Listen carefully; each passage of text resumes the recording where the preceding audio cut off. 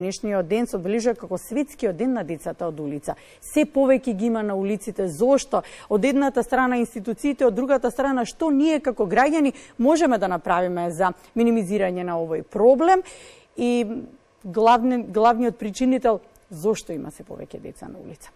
Се разбира, нашиот соговорник на оваа тема, господин Драги Змијанац од Детската амбасада Мегеш. Добро утро. Добро утро. Она што, нека биде вовед во темата за денешниот ден, како да ја започнеме е тоа што зошто има се повеќе деца на улица, каде е главниот причинител, каде вие, драги, го лоцирате, со оглед на тоа дека имавме и пандемија, па како да се зголеми бројот, а немаме регистар кој што ќе даде точна бројка. Секогаш се варира во бројката. Добро, во однос на бројот и регистарот ќе проговорам подоста. Прво, оно што го гледаме на крстосниците секојдневно, катадневно, е резултат на оно што се случува во општеството. Значи, прва и основна работа е сиромаштијата, исклученоста на децата од образованието и злоупотреба на нивниот труд, некогаш и од најблиските, некогаш и од организирани и криминални банди.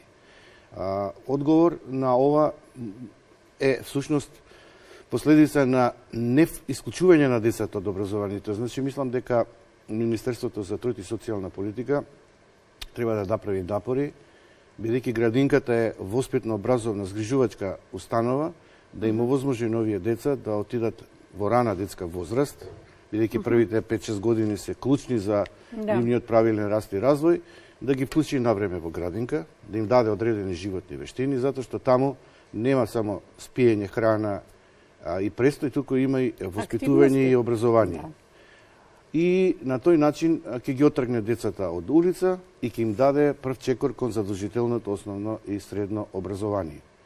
Но тука не завршува на овој проблем.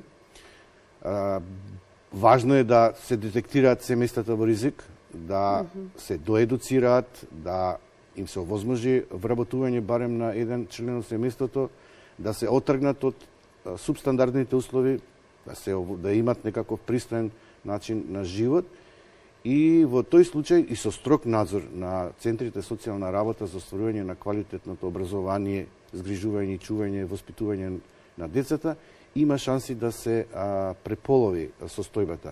Инаку да, ги гледаме секојдневно на крстосниците, децата питаат со испружени раце и секогаш е дилема на граѓанинот што да сторам јас.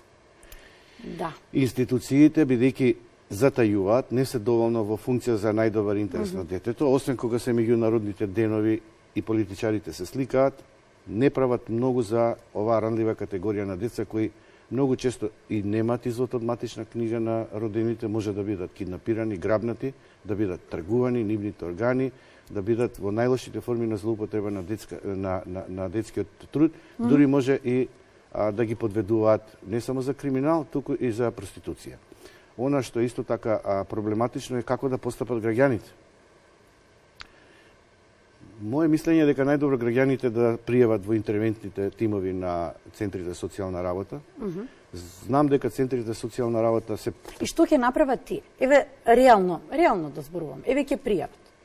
И идеме понатаму. Значи, ако некој семејство нема капацитетно подуслов да ги обезбедат овие предуслови што ги кажа претходно. Сакам да кажам, дали тие имаат услови да ја завршат работата така? Имаат, може да дадат строг надзор на остварување родителско право или згрижувачко семејство. Замислите едно дете кое пита или кое се родило во такви субстандардни услови, да му овозможите поинакви услови на живот. Со образование, воспитување, нега, грижа, дали ќе пита и понатаму, дали ќе биде питаш, како што го нарекуваме. Дали ќе ги гледаме на крстосниците испружени рачиња. Но граѓаните, кога ќе го видат тоа, многу малку од нив реагира да јават до центрите социјална работа, интервентните тимови. Страшно што ги гледаме мајките со бебиња во раце. Исто така, во екстремно загадени услови, во топлотни бранови, кога невозможно е да се престојува, посебно во нашата престолница, каде што зоврива и асфалтот и бетонот. И тоа е навистина не само злоупотреба на детскиот труд, него животот на детето е доведен во прашање. Сега, кога ние како граѓани ќе им дадеме средства, ние, еве јас, например, не давам средства, затоа што мислам дека на тој начин можеби директно или индиректно го поттикнувам питањето, злоупотребата на детето, туку јас би се јавил до полиција или до Центар за социјална работа, интервентните тимови. Ако евентуално сакам да помогнам, можам да му купам некаков производ, некакво освежување, но и тоа е прашање колку ќе го реши проблемот. Мислам дека едноставно никој од институциите не ги детектира овие семејства, посебно што се случува дури и за време на сезона кога се одредени поледелски, земјоделски и овощарски производи во екот, да децата отсуствуваат од училиште, посебно на крајот на годината или почетокот на учебната година, да тоа го толерира и просветниот и трудовиот инспекторат и едноставно немокни се не знаат што да сторат, како да ги санкционираат родителите. Ама санкционирајќи ги родителите, некош директно го санкционираш и детето. Не е формулата во одземање на родителско право, туку во охрабрување, оснажување на тоа семејство да може да се обезбедува екзистенција, да може да води грижа за своето дете и да не ги гледаме децата на улица. Има институциите превземаат некои чекори со дневните центри, но тие дневни центри се во оснажување на детето да го почувствува училиштето, но потоа повторно се на улица и повторно децата се ставени во притисок да обезбедуваат дополнителни екзистенцијални средства за семејството. Еве денеска ние во 12 часот ќе бидеме во еден од дневните центри, чинам дека два се, не сум сигурна во тој поглед, но кога веќе ги спомнувате, не се користат. Зошто не се користат? Тие се користат, но не се решение. Тоа е преодно решение. Ама не се користат доволно. Еве сега ќе ги посетите денес. Да, ќе ги посетиме заедно со словачката, со сопругата на словачкиот амбасадор ќе однесеме некакви продукти. Сакам да кажам дека ќе се уверите. И во контакт сме со Сдруженијето за правата на детето кој го менаџира дневниот центар. Но знаете што, ние знаеме дека со еден таков тип на хуманитарна помош, далеко од тоа дека нешто ќе помогнеме, туку повеќе да ја знаеме конкретно состојбата на терен. Затоа што и кај нас во детска амбасада порано имавме дневен центар и свативме дека тоа не е решение и се откажавме од тоа. Иако граѓаните на општина Аеродром, каде што е сместена амбасадата, носат производи, облека, обувки кои се искористени. Каде ги дистрибутирате, ако можеме да донесеме ние како граѓани? Донесете слободно. Да.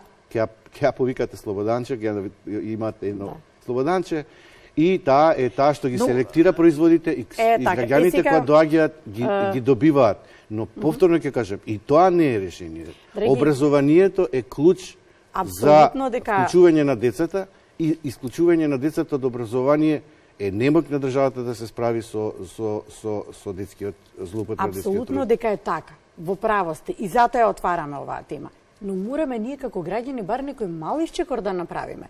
И ако помагаме некому со тоа што еве сега имаме менување на зимска пролетна облека во домовите, нека ја средат убаво граѓаните, се разбира чиста, испрана, испеглана, спакувана и нека донесат кај вас. Можеби ќе помогнеме и на таков некој мал начин ќе дадеме еден исчекор, затоа што еве кажете ни, со какви се проблеми се соочуваат децата на улица? Ги гледаме боси, ги гледаме полуголи и во зимски период. Јас вас ве разбирам, дури има политичари и кои дава непримерни изјави, грдата слика на градот Скопје. Ама таа е како да тие се деца родени да бидат да питаат, како да немаат друга работа што да прават. Никој не избира како и каде. Не можеме да се соочиме со вистината дека тоа е резултат на неписменост, сиромаштија и злоупотреба на детскиот труд и економска експлоатација идат во круг. Ние мора децата да ги отргнеме од улица. Дури не е доволно ни да ги сместиме во згрижувачко семејство. Ако повторно ќе нагласам, ги вклучиме рано во раната детска возраст во воспитно-образовните институции, вклучувајќи и градинката, и да имаме бенефиции за таквите категории на деца. И вработиме родител. Згрижувањето. Точно. Апсолутно. Да, детето стекнува други животни навики. Ние сме имале приказни каде што децата оделе во училиште и родителите ги принудувале и многу непријатно се чувствувале кога ќе сретнат свој соученик на крстосница.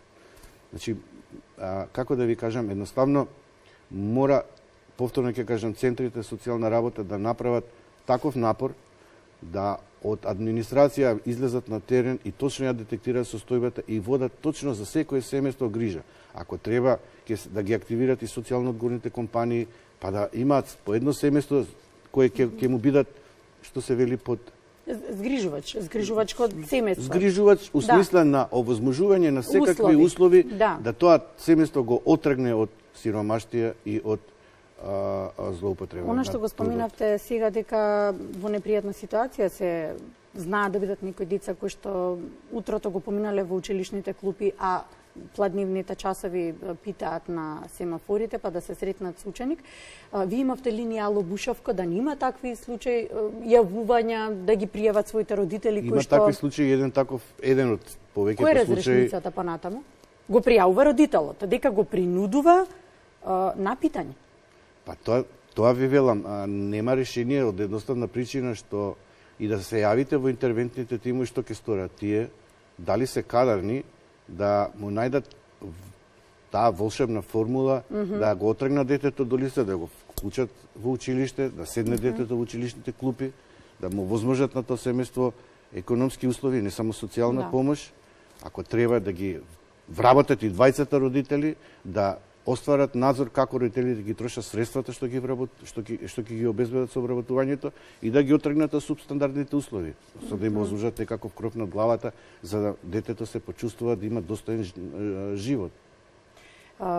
Споминавте за жал дека не се ни здравствено никако згрижени. Па тие се невидливи, некои од нив не се ни евидентирани. Да, споминавме и COVID-19, тие воопшто не беа... Тие кога беше криза, кога беше онлайн наставата, јас се сеќавам на една илустрација, многу беше присутна во социјалните медиуми, ситуирано дете во домашни услови со сите можности на интернет, си следи онлайн настава, едно дете од ранливите категории, очигледно сиромашно, без можност каков лаптоп или какви помагала, седи на прозор и го гледа своето другарче. Значи, многу од тие деца не можеа, нема ни интернет, нема ни помагала да може да следат онлайн наставата.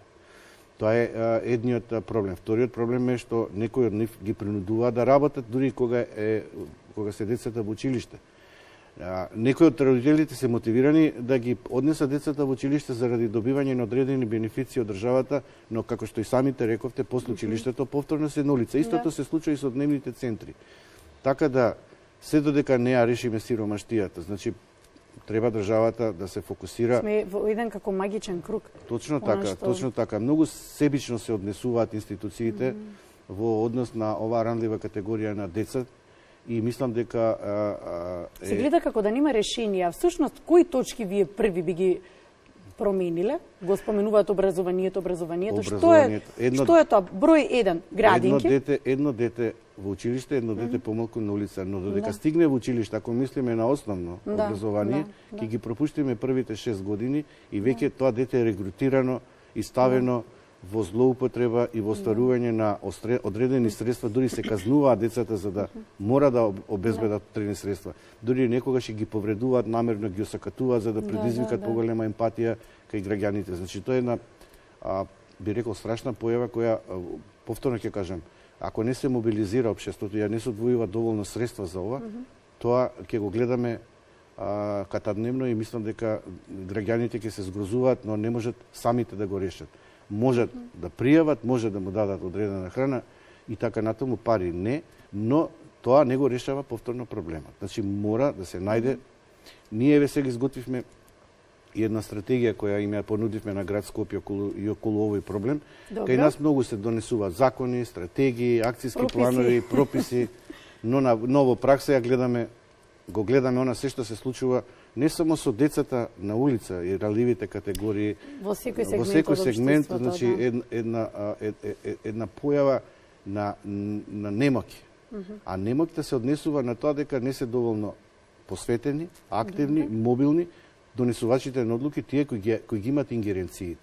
Ние како граѓанска организација можеме да алармираме, да припомогнеме, но да препорачаме некакви решенија, да го информираме Комитетот за правата на детето во Женева, таму стигаат препораки, но не можеме ние да ги имплементирате, да ги спроведете. Не можеме да бидеме партнери во спроведување.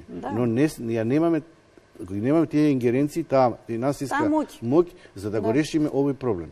Тие што ја имаат, не им се фокус децата на улица, и мислам дека се прекупирани со други работи кои не оставаат добар впечаток кон граѓаните за грижа на општото добро на сите граѓани, вклучувајќи ги и најранливите децата. За жал, денешниот ден всушност е денот кога многу ќе се зборува на оваа тема. Велам за жал, поради тоа што вашата работа е 365 дена, не само овој ден, но денеска еве да го искористиме да го пуштиме апелот колку што можеме погласно. Што е потребно да се направи за да се почитуваат детските права? Да го заокружиме разговорот.